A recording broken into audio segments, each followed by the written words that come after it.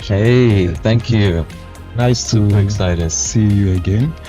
Do you remember when we first met? Oh man, you're gonna start with a trick question, right? I should remember, but maybe it was it wasn't to do with the creative event, was it? Which one?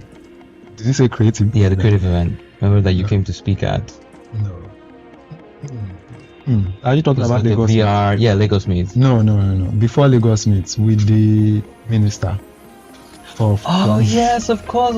That's video Yeah, gaming. Wow, yes, we've done exactly. everything, huh? Awesome. So I think the first time was with the minister on, I think, gaming and esports. Yeah. So we had this workshop in Abuja, and they wanted like a whole stakeholder type workshop, and so obviously we had to get you in, right? Because you have a lot to say about emerging tech and all that. So No. Hey. So I think you were part of the organizers Yes, for that. I was. Can you speak a bit to why the event was important and what went into organizing it? Whew, I'm a big, tech type, advocate for local emerging markets, right? And then I'm also a creative, right? So I really love the intersection of both of them. And I think magic happens, not just magic from a creative perspective, but then from an economic perspective as well, right? So if you look at, Hollywood is, it's a big, industry, filmmaking, right? And then if you look at music, it's huge, right? Both of those are doing well on the continent. We've exported that quite well, right?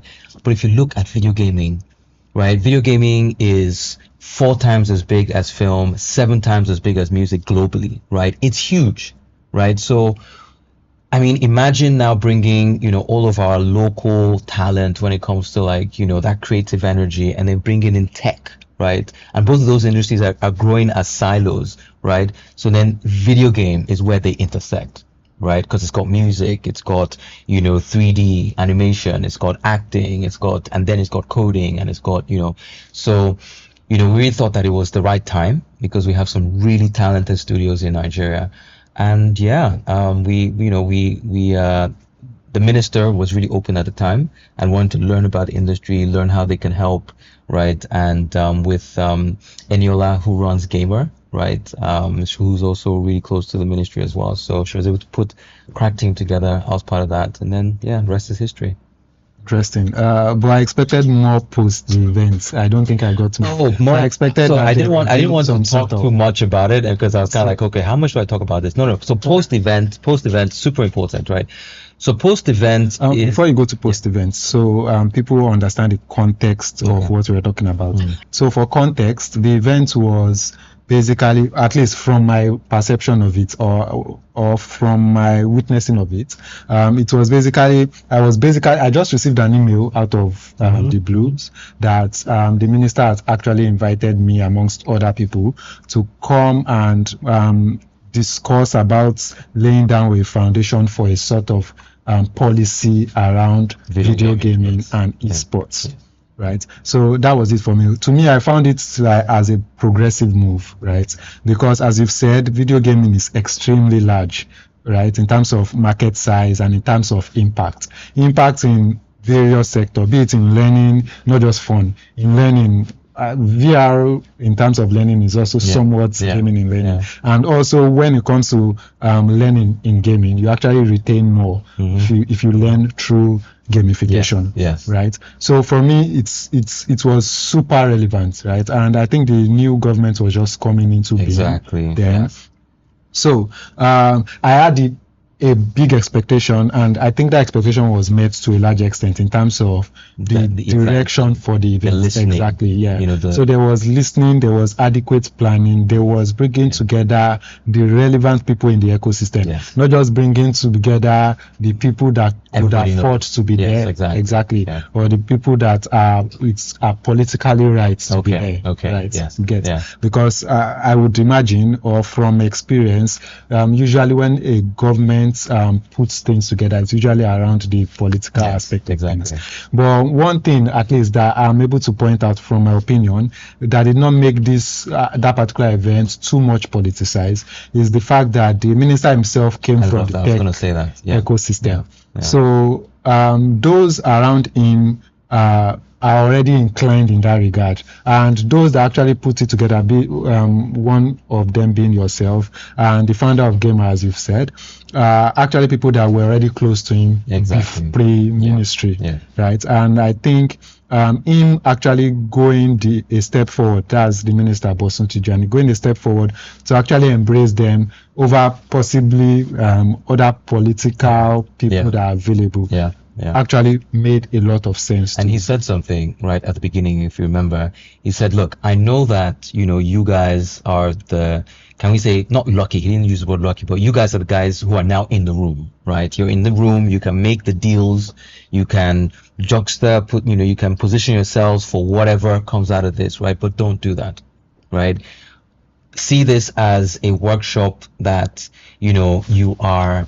you're almost representing everybody else who couldn't be in this room, right? So that you can build a bigger industry. That's the first thing he said, right? And, yes, I did know him before, right? But that surprised me, right? And again, it's not your typical political talk, right? But then you also find that, if we're being frank, right? I think that, politics, especially in Nigeria, sometimes means that you have to have short-term wins, long-term, mid-term wins, long-term wins, right? And so I think that, there are separate buckets, right, that they focused on, and then we've tried to sort of include gaming into each of those, right? And one of the biggest buckets that the government has really looked at is the 3MTT. So that's like capacity building at the bottom of the pyramid, right? And not just bottom, but then, throughout that value chain to try to bring in at least basic, skill sets in, business analytics and, software development, web design and things like that. So one of the key things that is a post out of that was to include video game design, right, as one of those 3MTT type courses that you can take across the country, right? And so with, various trainers, right, you're able to take advantage of it. If you as a person, you're young, person says, oh, I want to get into video gaming, so right? That's you're saying a result of that particular event is actually the fact that video gaming was included as part of the 3MTT yes, from a policy perspective. Okay. And then I guess the longer term, or the midterm things would then be funding, right? And funding a lot of times comes from, the understanding of, what can make it easier for international or local funders to get into this space and de-risk it, right? Because it's all about risk. And we're going to talk about this from a space perspective, from a deep tech perspective, right? Because if we're going to foster the private sector aspect of all of these things in an emerging market like Africa, even beyond Nigeria, right? Funding is one of the new trends, the biggest new trends, right? And that funding is playing it safe, right? Because the macro economics and just the environment is already risky enough, right? You're doing everything right in this environment and you can still sort of not make it, right? So not to talk of going after something that, needs patient capital, needs certain kinds of expertise that we don't actually have locally. We're still building that up. And then also you need like experienced founders sometimes. And one of the things I was talking about with a friend of mine, Oswald, was just we need to upskill our founders, right? And this is not just in these areas, it's even in fintech and everything else. So all of this means that funding either needs to be by funders who just, from a passion perspective, just want to say, you know what, I don't mind losing some of this money because I just want to do something, right? And just put it into some companies that I think have the right ingredients and I'm going to take a chance on them. Or it's let's wait it out and then see. So we'll do it in phases. But that was a really great event, and we're still pushing on that. Yeah, though there are still more to talk about on the event, but I didn't even plan on touching on it. I know previously, right? Okay, so before we jump into podcast fully, I would like to touch a bit on your background, and that was when that is basically. I would like to touch a bit on your background. Okay. And that would mean Ericsson. Okay. Right. Can you speak a bit more about some of the things you did at Ericsson and some of the learnings and experiences coming from that? So there's multiple things, right, about my background, and Ericsson for me has been an amazing journey, or was an amazing journey, right? I moved on in 2022, right? And you know, I was there for about 7 years, right? And it was part of an inaugural innovation hub. So this was the first time they were putting together a crack team of people who would support all of Ericsson's largest clients and customers across the continent, and MTN being one of the main ones, right? Which has about 21 operations around the world and mostly in Africa. But so our job was to go to, say, the CMO, the CTO, the CEO of, say, MTN Ghana or South Africa, and go and say, hey, what are your biggest problems, right? And they'll say, oh, we're number two in with the youth demography, right? We don't have a product that would really get them excited.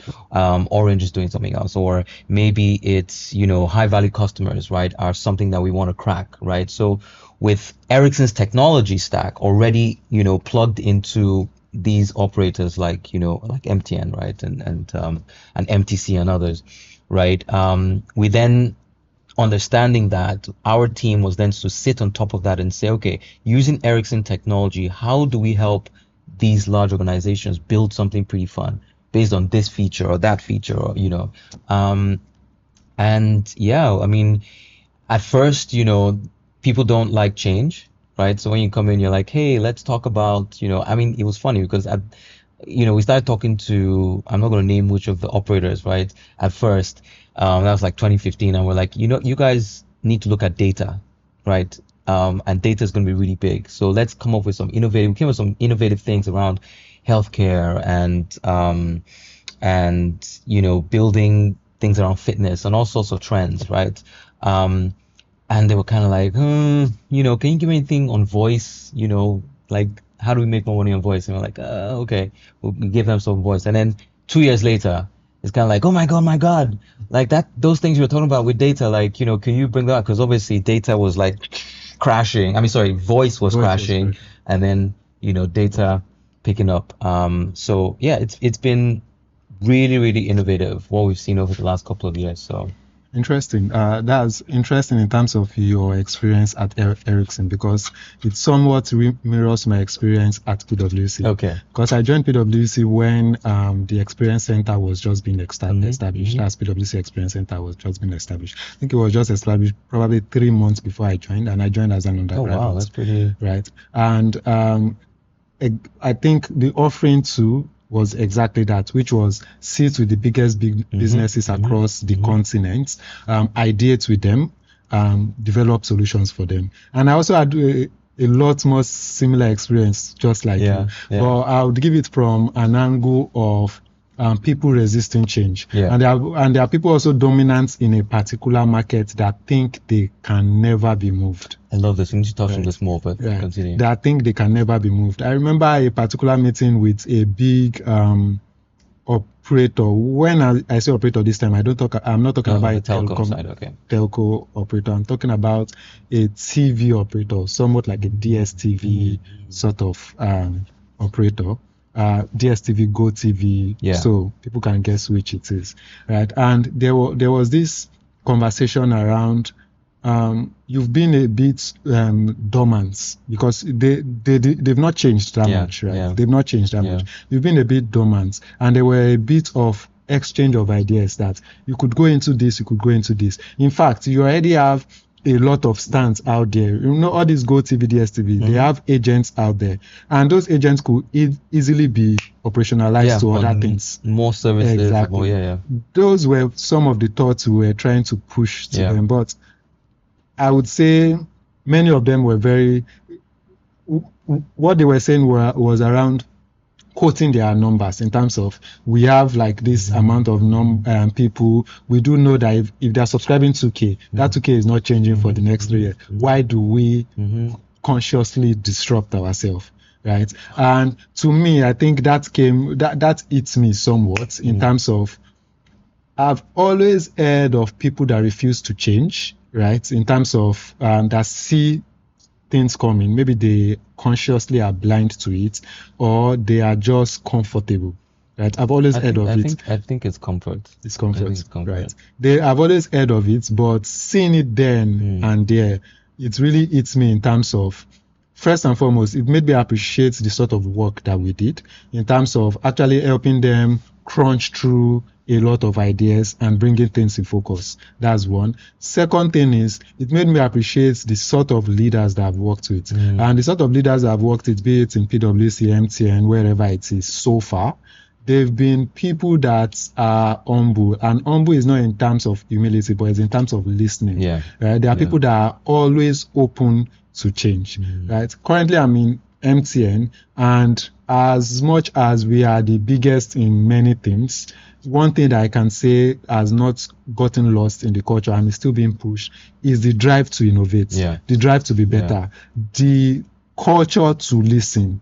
No matter how big you are, you have to listen to the ideas of the little ones, right? Many of the leaders I've worked with, especially execs there, one thing that I noticed that I really adore is the fact that no matter who you are, no matter your background, no matter what you know or you don't know, when you speak, they listen. And that, I think, is an important feature in a leader. What I like about what you're saying is that these two things that you mentioned, right, which is, first of all, on the side of the, the recipient, right, of this change, you're asking them to, being comfortable, being the dormant player. It's like, dude, we've cracked this, right?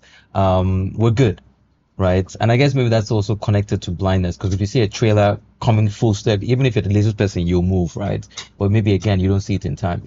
So there's that part. And then there's also the leadership, right? Being open to actually embrace change, to actually allow people who maybe might not have a voice to then get a voice, right? And I think these two things are they're two sides of the innovation coin, right? Or well, not the same, not on the same coin, but then they're two opposite sides that either keep, both companies, but also nations, right, away from innovation, or, at the forefront of innovation.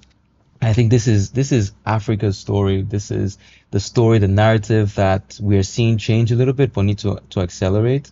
I mean, even the innovation hub as a whole with Ericsson was in itself something that was very new, was like, and I have to, again, say to the guys, the people who came up with it, the leaders, right, that, that's the more of that kind of stuff is needed. Experimentation is key, and a culture to not be afraid to experiment and not be afraid to fail should be imbibed in whatever organization one finds themselves, and also in the nation, as you've said, right? Yeah, please, man. No, so I was going to say that, one of the things that I found in the past that kept me from really doing some of the stuff that I really want was fear of failure, right? So it's that place of taking a risk that potentially can be massive, or yes, you fail, but then, what could happen after that, right? And I think that is one of the biggest things that as a whole is stopping, as I said, from funding, right? But even from a policy perspective, because a policy is having the conviction to change something, or to put into law something that you want to see change, right? So when it comes to nations like the US, and then more recently China, right, in the last, few decades, that said, look, we can't be dependent on, handouts, right? We need to make a change and be at the forefront, right? So right now, out of the top 10 technologies, right, it's said that China is actually leading, right, the US in probably like 6 of them, and or probably even more, right? So they've sort of they've changed the balance, right? And that was very deliberate, based on, that boldness to say, look, we're going to put in place certain things that even if we fail, right, we're going to learn from failure, and we're going to pick ourselves up, because there's no other way. We cannot be left behind. And Africa needs to take that mantra, because we're not just left behind on some of these things. We're not at a table sometimes, so we're kind of asking to be at a table. But the one thing that puts you at a table fastest is when you have something important to say about something that everybody's talking about, right? And my take on innovation is that innovation is always local, because problems are always local, right? So, and we can dive into this a little bit, right? But I just feel like if you take a tool like AI or space or IoT that has been coming for forever, right? And you give it to a kid in Spain, right? And give it to a kid in Ogun State, right? That is a tool, just like a pencil is a tool, right? You're going to use that same tool to solve something local, the things that are pain points right in front of you, right? So that what then happens out of that, the innovation that happens that out of that is intrinsically local, because Spain doesn't have the same problem that you're trying to solve in Ogun State, right? So that when everybody now comes to the table and says, oh, okay, what kind of innovation do we have to show around that technology, right? AI, right? All of a sudden, Spain comes with their thing, and then the Ogun State person comes and says, "Here's mine," and it's like, "Oh, we haven't seen that. That's a use case that, is very interesting." But then you now find that somebody else has that same problem, because when you solve a problem local, it scales because people start giving you money locally, right? And then you look into other markets, just like if you solve for traffic, right? And then you now find that once you're a company, a big enough company that has been selling services to stop traffic, you then find that LA has a problem with traffic, but maybe it wasn't as big enough of a problem for them to then say they want to solve it with AI or whatever. So you know what? I'm going to hire an American CEO to run the American version of my company so that, it doesn't look like basically looks like someone that looks like them, and he can literally build out the company there. That's how innovation then scales and you grow economies. So you're not wrong in terms of innovation starts locally, right? I think I published an article 2 months ago on the impact of small communities and individual creators on the larger economy. Because one thing that I do notice is the fact that when people speak about the problems of Africa or Nigeria, they tend to speak of it or from a mega perspective in terms of the government did not make electricity available. Very big. The government did not make infrastructure available. So I'm not saying I'm taking the fault away from the government. You still need some of those things. We definitely need those things. But the point is, as an individual, not currently in the government, to be able to make those changes. What are the practical things that I can do to contribute to Nigeria? And I think that's a discussion that is not being had enough. I think there is so much. It's rightly so. Not. I'm not saying people that are against the government are wrong. I'm not against the government fully. So I'm not saying those. But keeping them in check. So yes, for exactly, you got to keep them on their toes. Exactly. So I'm not saying those that are saying, "Oh, our infrastructure is bad," are wrong. I'm just saying, I find it actually more useful to me as a person, and I think it will be useful to us as a nation, if we address issues we can address the big issues, but we should also address the very minute issues. So you as a, let's say, graphics designer, you do have a right to shout if the government does not provide electricity for you, especially if you pay taxes and things like that. You have a right.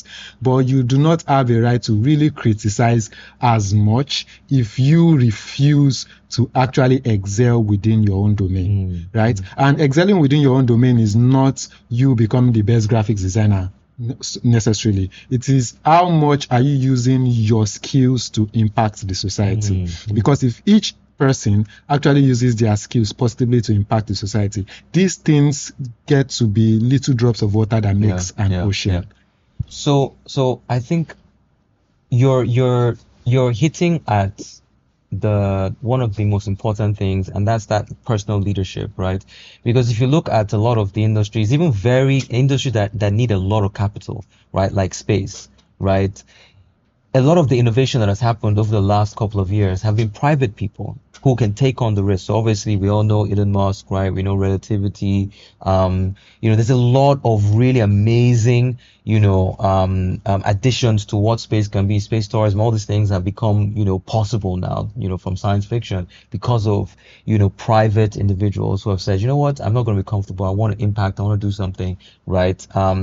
When we now start speaking more locally, right, I think it needs to be a blend, right? Because, and I love that you mentioned graphic design, because it seems like our talk is also going creative and then, tech. One of the things that I was talking to someone about, right, was graphic designers that I work with, 3D designers. We did this competition to find the best like 3D designers for anamorphic screens, which is like a 3D, screen that can come out. The 3D comes out of the screen, and we're doing something last year, and amazing talent, right? But then one of the things that we found out when we were looking at how do we support these guys to do more is if you're a freelancer, you're probably at home, right? And then if you're a studio owner, you have your own building, right? The biggest problems for you are, yes, connectivity, right? Because you need to do a lot on cloud. Then you need electricity. It's just, for days you might not be able to turn on your computer, or, a client is waiting, calling, and literally you can't do anything. You need to go and find a co-working space somewhere and pay, and, so those two things, energy, connectivity, you know, capacity building, a couple of other things. We're like, okay, how do we package that together? So there are a couple of things around like, energy, battery-based energy, right, and solar that we want to put together. Take that as one module, take connectivity as one module, take a couple of things, that from a government perspective, package that, and then just say this is an all-in-one for creative, professionals and things like that. But it would only go to people who are trying to push and solve things even without the infrastructure. And we're very resilient as Nigerians, so you find a lot of people already trying to do that. Right. Let's move into the space ecosystem in Nigeria. You've been active, both I think in Nigeria and Africa. Would touch on that. Can you speak a bit more to some of the activities? Okay, so I think it's been about a decade, right? A decade and a year. For me, right, the reason for space was, 2014 to about maybe 2017, I was always been asked like, why space? Why, let's solve electricity first. If the rocket starts falling down, those are things I heard all the time, right? And it sounds funny. I loved it when people brought those kind of things up. I don't have to defend as much now because everyone knows about rockets coming down because of SpaceX, right? But in 2014, I saw the tech ecosystem accelerating, right? I think we were in like phase 2 before the real like fintech boom really started, right? But fintech for me is like stage 3 of our tech growth locally. Since 2010, which was when I think it really all came together. Like CC Hub came, government started putting some policy. There was cashless Lagos, all these different, cashless Nigeria. But 2014, I looked and said, you know what? One of my biggest passions is that Africa participates in new technologies, because if you look at where future economic growth happens, it's always in emerging technologies, right? Where, you have some kind of advantage because you've put R&D into it, you've put money into it, you've built policy into it. And so other countries can't compete once that technology matures, right? You can't say, Africa can't say, oh, mobile technology, let me show you my own mobile technology. The ship has sailed already, right? Big technology, big data, AI, the ship is sailing now. Thank God we're trying to get in on it, right? But what are those new technologies that we're kind of saying, no, that's not for Africa right now. Let's solve that up. And meanwhile, the time is shifting to a time where it becomes a big thing. Then we're not like, oh, let's see Africa's own version, but it's too late. So space was kind of like that for me. I was like, look, we need to get into this, right? I'll let the government sort of do their own thing, which is like from a top-down perspective. I take that place of what you said, where what can one man do with what is around him. And so I was advocating for bottom-up innovation, right? Which is, we don't currently have, from a private sector perspective, space startups. So how can we build the ingredients for that, right? So I reached out to the NASA Space Apps Challenge, right? Because I love what hackathons mean and how hackathons sort of take, people with skills, right? Put them in one room so they think differently, right? About very specific problems, about very specific technologies, and come up with new kinds of outcomes. And then you kind of take people out of their comfort zone, right? While teaching them. So I thought that was perfect to sort of bring people around space. And so you have all of this space data and all these challenges that the NASA Space App Challenge opens. And then I reached out to the minister at the time, Omobola Johnson. And she's like, okay. So this was when? This was 2014. So you your first entry into space was through NASA Space Apps. It was 20, so before that, right? I had started engaging globally with certain Nigerians and others who were already in the space industry. Okay, so your entry into space started in 2014 with NASA Space Apps. So it started before that, right? Where I was talking to certain individuals who were already in the space industry, right? Who were sort of leaders in their own field, and they got me interested. I was kind of like, wow, there's a lot that's going on globally in this space, right? I think Africa and Nigeria should be part of it. And so I started thinking, because my background was ecosystem building in the tech industry, right? And so I started looking and saying, okay, what is interesting to me? I'm interested in satellites. I'm interested in remote sensing. I'm interested in, how we can solve real problems, right, with space. And so and then that pulled me into, the space apps. How long did you run NASA Space Apps for? So I ran NASA Space Apps from 2014 to about maybe 2018, 2019. I think that's interesting because I was a judge at the NASA Space Apps for, I think, 2024. Okay. And after I was done with that particular judging activities and everything, I decided to make a post on it. And I posted, first NASA First Space ever, yeah, I saw it. first ever NASA Space Apps, and Judith from Emisi 3D Yes. Yeah. had to message me after liking it that no, it was not the first one. Oh, wow. She had You did? done some things. Okay. Yeah, she had done some things. That was why I messaged you Okay, that. yeah. You've done certain Yeah, things around yeah. this. So it's either that was your fault, not mine, for posting. That it, was because my you fault. did not Yeah.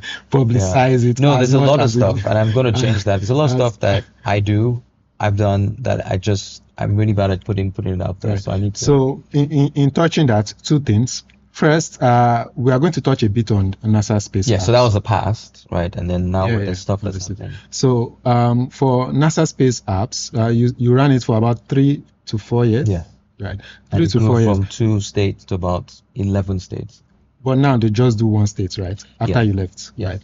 Okay. So from your perspective, as briefly as you can, what sort of impact do you think that the challenge running it for the Oh man, I think that the challenge the impact has been twofold, both in the space sector and also in tech in general, right?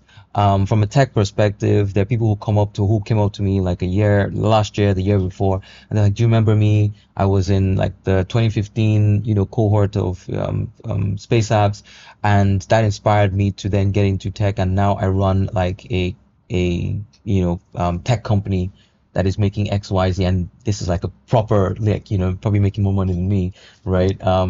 And there's another person who was one of our winners who from there connected with, Microsoft, and he's like one of the top like developers in Microsoft Ireland. So it connected a lot of people because Microsoft at the time was one of our sponsors, one of our partners. I think that from a space perspective, right, one of the biggest aspects was the awareness. Because people came in saying, oh, is there something that we can do with space? Is there, how is space useful to us, right? And so a lot of people, learned, because part of that was having to take people on a journey from being in space, not knowing anything about what space can do, to, oh, okay, this is very useful. These are things that actually can impact lives in agriculture, in security, in disaster recovery, in all sorts of things. And so that for me, it was a mind shift change, right? In terms of people getting to space careers, because there's nothing local, right? You didn't see people sort of like shift into, I had a few people who created startups, space startups, at the time. They got funding from the Facebook Deep Tech Accelerator at the time. But then because it was hardware, it was very expensive to continue. There's all sorts of... We are going to talk about some of the downsides. Yeah. Well, not downsides, some of the sorts of roadblocks that we are facing around space in Nigeria. But before we get there, there's this thing that you said in terms of pre-NASA Space Apps. You actually reached out there to see Nigerians that and I also did the same thing around this NASA Space Apps tenure in 2024. One thing that I do notice is the fact that, and I'm happy about, is the fact that we do have many experts in the space ecosystem. They are just not in Nigeria. Yes. They just come to Nigeria to Yes. visit. Yes. And if we get our, so to speak, shit rights in Nigeria, in terms of maybe getting things around infrastructure things that would actually attract them to come back. Yeah. I actually think we can reverse the brain drain. Many of them didn't actually want to have to leave. They wanted to do stuff here, and they tried, right? But maybe the environment just at the time was just not. It didn't prioritize the skill sets that they had. So you have to then say, okay, maybe I need to go to Japan because they're looking for people like me, and maybe I need to go to NASA, right? You see, you have people, who have even contributed, right, to the Mars rover, who are Nigerian, right? You have people who are literally, at the forefront of NASA patents, like Wendy Okolo, right? Who, just maybe last week, her and her team, just received some patents, and they were celebrated and things like that. And she's, a leading woman, in the space industry in the US, but she's Nigerian. So one thing that we cannot say is the fact that Nigerians do not have the skills and experience to actually run an amazing and successful space ecosystem in Nigeria. We cannot say that we are not skilled and experienced enough. But what we can say is the fact that our environment might not be fully conducive yet. But I would leave it to you too. So can we speak to the current state of the space ecosystem in Nigeria, specifically to some of the works that you do? Okay. So I think space has always been a thing of leadership, right? So what pushed the US and the Soviet Union in the past, in the 60s, right, with the space race, was literally leadership. And the guys at the top saying to NASA that you have to solve this, is impossible, but we need to get to the moon first, we need to do this first, otherwise, and I mean, the space race has always been also pushed by defense. So if you look at South Africa has infrastructure and universities like the University of Stellenbosch that are, have programs around space, right, and CubeSat development and things like that, because of, the 70s and 80s, where it was a defense thing, right?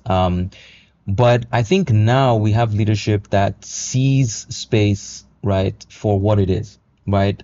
See space as a place that, gives you an advantage, right? If you're on the ground, you can only see a certain amount. If you're in the sky, you get in warfare, you say I don't know what it's called. View. Yeah, you have like the sky advantage, of like you basically can control more of what's happening. And then if you're in space, it's like, oh boy, like literally you can see, the entire, but then for Africa, you can then use space to, solve problems around agriculture, right?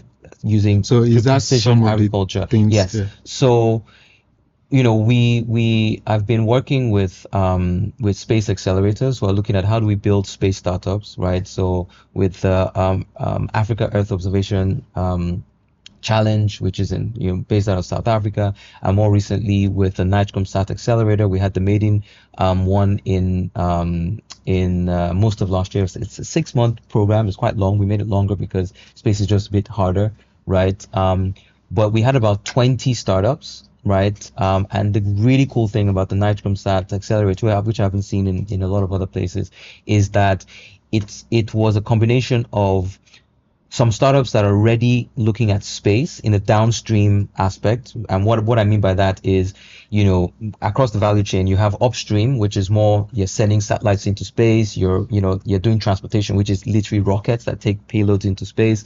So it's more space, you're in space, that's more upstream. And then you have downstream, right, which is where you're consuming, space data, right? You're doing things more on the ground. And so that's where we play here. But then the great thing about that is that it has immediate impact on society, on things that, people, if you were doing things in space, people like, you're wasting billions of naira or being, in space. How is it affecting me? But, playing on the downstream aspects means that you're impacting agriculture, you're impacting transport, you're impacting, connectivity, right, for rural areas. And that's really what the Nigerian Sat Accelerator has been focusing on. So we have startups that are utilizing space data for climate type tech, for agriculture, agri-tech, for urban planning, disaster recovery. So what's the and then the second aspect of it is the other half of the startups are space leveraging, right? So they are non-space startups, right? Who by leveraging space can scale impact. So if I'm a healthcare, maybe blood mapping company, right? Can I utilize space to then, supersize that across the country, right? If I'm an education platform, so we actually reached out to more than just space startups, so that by the end of the cohort, we've helped them create a space product as well, right? Or leverage space, right? So out of the 20, we had about 15 complete, right? And demo, right? In December, and amazing. So some of those guys went over to Draper University after that for, for their accelerator. Others, won Google's AI, challenge, so some really strong startups that came out of that. Okay. And then the next one is just starting from April. So we're taking applications from everywhere. So please do apply. Okay. Okay. So for space, you divided it into upstream and downstream. So well, we decide we don't have much upstream in Nigeria. Right. Most of that is South Africa. No, I understand. Yeah. I understand. So I just wanted to make the demarcation clear to listeners. Yeah. So you divided it into upstream and downstream. Upstream mainly being most of the things that Elon Musk is doing now in terms of delivering satellites to space, going to the moon, going to Mars. Exactly. So that's things external to us, to the Earth. Right. Yeah. So and downstream being application of space tech in other verticals that are local to Earth. So it's using satellites, which are already in space, right, to tell us things about the Earth. So one is looking outward into space, one is looking downward back at the Earth. Right. So whether it's connectivity that's providing, connectivity to places that don't have MTN and everything else, or it is Earth observation satellites that have cameras that can tell you, stuff about vegetation and the nutrients, and if a farmer needs to put, more fertilizer, right? And that's one of the really great things, because fertilizer is so expensive. So if I don't have to put it on every part, and just this part is what needs fertilizer, then you save farmers. So there's all sorts of things that can come from that use of space. Okay, so I seriously applaud the efforts that is going into the acceleration. One thing that I did notice when I saw the application come out was the fact that, well, you already explained, there were non-space verticals amongst those that were. When I saw fintech, I just laughed. Yes. I was just like, come on, what is a space accelerator doing with fintech, right? But from what you've explained now, I would say it somewhat makes sense. I would not say I agree fully. Fully agree. Right. So we're moving the ecosystem on a journey. So it's a journey, right? Where we're building the ingredients so that at some point we can fully play, right? In just, that. But then, the finance industry relies very heavily on satellites, right? So, with ATMs can't work without satellites. You need very precise timing. We can say that about almost every technology. But it literally relies on space tech. So, it's the amazing thing about space tech that no one can deny is the fact that since the time we started investing into space, when I say we, I mean people of the Earth, not people in Nigeria, people of the Earth, it has affected everything, right? In terms of it has found its way into other verticals, from baby food to dried, which is awesome. Dried foods, everything, which is awesome.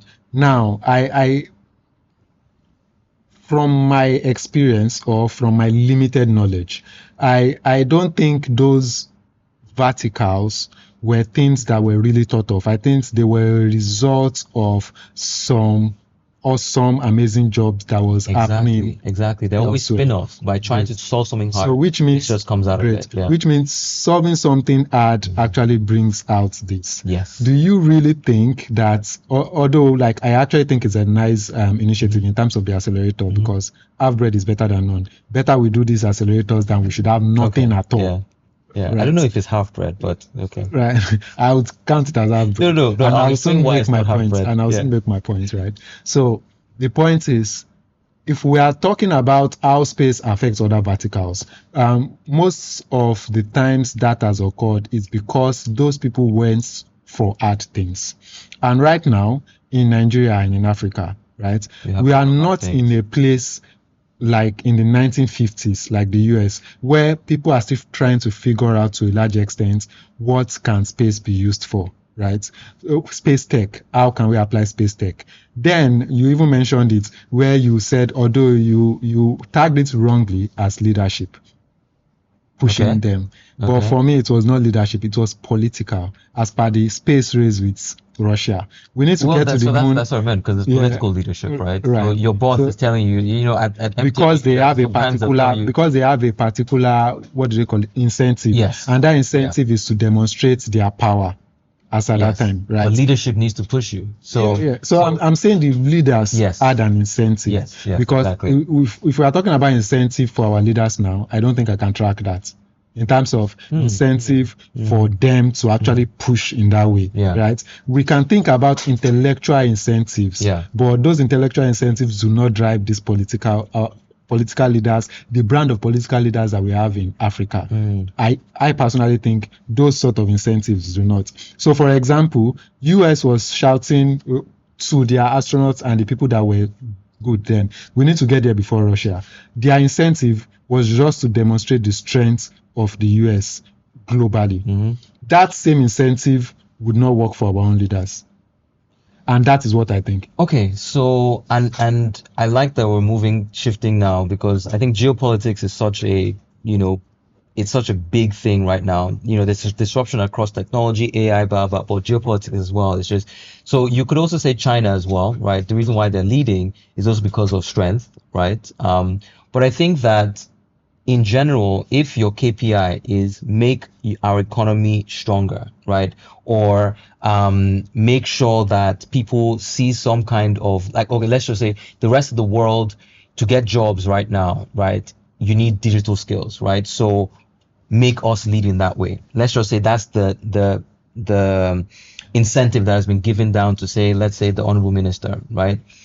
For him, right, to be able to succeed on that, right, mandate, he needs to then think like, say the China or you need to be looking at how do we empower and lead in specific kinds of technologies, which again, he's very focused on AI, right? But I think that there's an openness now, because they realize that leading in emerging technologies leads to money, and nobody wants to say no to money, right? But the thing is the timeline from investing and putting policy and all that to actually when you see the money, that's now the problem. If it happened in 2 years' time or 1 year's time, then I think most leaders will go for it. But then you actually need to go through quite a bit and keep that incentive, thingy going. That is my second worry. That's where my second worry is the fact that, yes, we lack long-term planning. And it is not that we lack the ability to be able to sit down and long-term plan.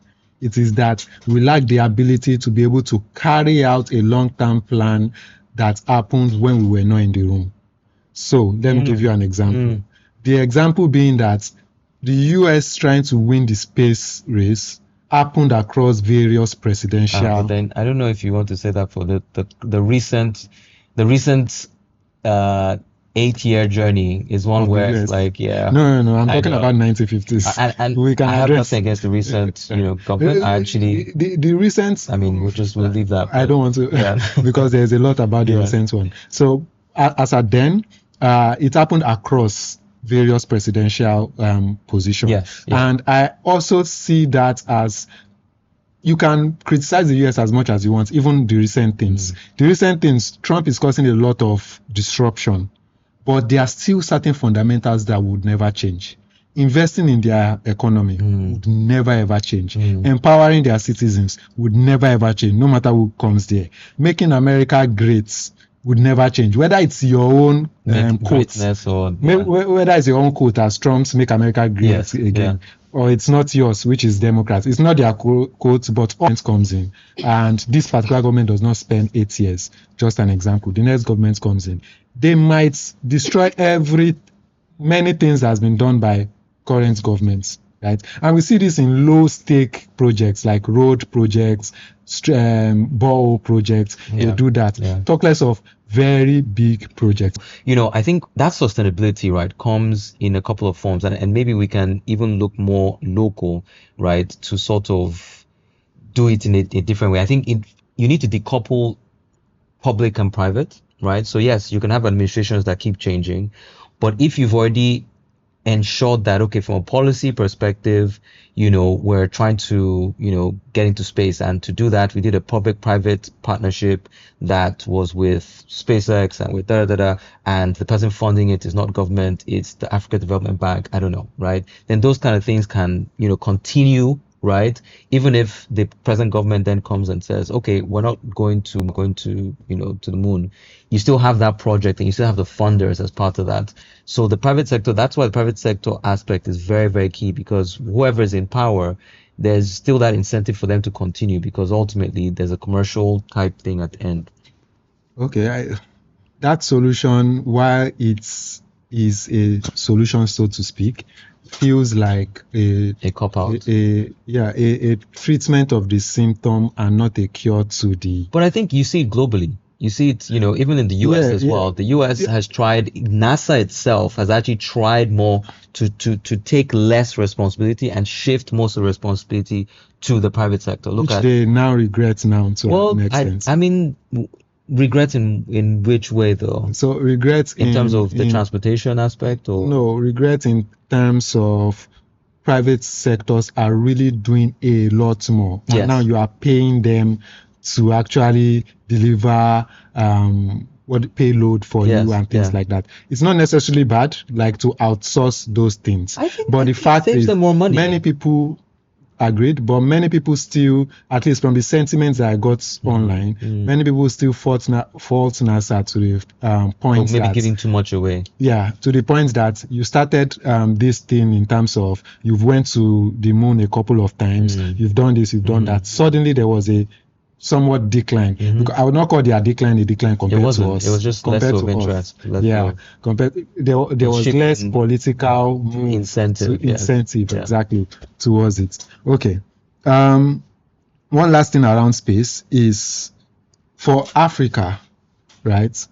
With everything you've seen, do you think there is hope for Africa? And if there is hope, where do you think that hope would come from? I definitely think there's hope. I'm a big fan of outliers, things that come out of nowhere, right? A lot of times people make fun of a specific track of maybe or a specific endeavor that doesn't seem to fit in what's cool or what's money making right now, right? And if you look at the I don't know what has happened with, say, OpenAI, right? OpenAI was being made fun of for quite a long time, right? And all of a sudden something shifted, right? Technology comes in place, the mood is, everything just sort of coalesces, and all of a sudden you have the right thing at the right time and nobody else can catch up, right? Same thing with probably what's happening with quantum computers now, where something will happen and everybody else who was laughing, why are you doing quantum computers? All of a sudden, they can't catch up. It's the same sort of thing with Africa, right? I believe that we have something to bring to the table, right? And a lot of that is by, building out talent and capacity, but then coupling that with solving our own local problems, right? And using that as the incentive. So whether it's around finding minerals across, mapping all of the minerals across, the north, right? So that we quantify that, because we have everything, right? Whether it is our agricultural sector that is supposed to be a billion, $11 billion industry, blah, blah, blah, and it hasn't really reached that potential. But then now you start using precision agriculture from a commercial perspective. So some, space company, African company starts doing that and starts making money, and people look and they're like, hey, there's money here. That, they're opening up, helping maybe farms that are larger farms like the Obasanjo farm or whoever, to now start making a lot more money, right? They are making money, they scale, right? They start taking over other markets, right? I have one or two African agri-tech space companies that are already providing services for Italy. So they're now already doing stuff for East Africa, and then also exporting to Italy as well, right? So I think if we focus on solving local challenges, invariably we will create new innovations that take us to the table, right? And that will have real economic value, and that now gets governments and others to prioritize it, because nobody doesn't prioritize money, right? Once you see money in the sense, okay, let's take a piece of it, right? And that's fine, right? But I think innovation is going to come from solving local, and when we also start empowering to maybe move a bit more upstream, and that's very possible, right? We can start looking at building CubeSats and other kinds of things, that so that we start collecting our own data, because right now we're reliant on data from Planet and others, which might not even be as rich for our own specific no, that's one of the biggest problems, that there's not enough right data at the right time, because our own slice of earth is not as prioritized with some of these satellites. That reflects itself in almost everything, even AI, in terms of AI data for training for AI. Okay, so lastly, what exactly do you think the role of the government is in pushing the space ecosystem forward? And the role of the government right now, the only arm of the government I can think of is NIGCOMSAT. So there's NIGCOMSAT, there's NASDRA, which is our space agency. Right. So what do you think their role is outside what we've mentioned, which is the accelerator? And definitely, what sort of business do you think they run? Because I know they ran certain things before. I'm trying to just get my head around it, because it's good to inform people. So what sort of business do you think they run? What sort of business are they running now? And how exactly are they infusing either money, knowledge, or whatever it is into the ecosystem to bring it to where you think we can get to? Okay, so let's look at what they've done in the past, right? What they ran. So we've put up certain satellites, right? NASA has put up some satellites, remote sensing satellites, right? And remote sensing satellites are, they can tell us things about, say, land cover, about, forests, about, they just tell us stuff on the ground, right? And then you have connectivity. So NIGCOMSAT has put up, a couple of satellites. There's one that's operational now, right? And it does connectivity, it does broadband, it does navigation, right? So that's the past. Now we're looking at putting up 2 new satellites, right? They're currently looking, to amass the funding and get but President Tinubu has actually announced that we're going to go ahead with those, right, to replace the ones that have now gone out of operation. I think that government is incredibly key. Every space economy that has worked, China, India's doing amazing, right? They just landed on the moon successfully. That's a lot of what people are trying to do, right? The dark side of the moon, right? It's been led by government putting in place a priority and saying this is a national thing that we want to win in, right? And then also building out capacity, so universities have been empowered, right, with the right professors, but also the right labs, right, to be able to build things. I think also funding, right? Funding doesn't have to come from government. You just have to make it you need to de-risk it for people who are going to bring. So you give tax breaks. You say that if you move your office down here, there's going to be all sorts of policies that just bring your money, right, and you're fine. And then also de-risk infrastructure. So maybe things like certain testing facilities for cold CubeSats or other kinds of infrastructure. You de-risk it for people who can put money into that. So I think the government is literally literally, even if we move from a private sector perspective and we are successful there, the government, we can't do it without government. So yeah.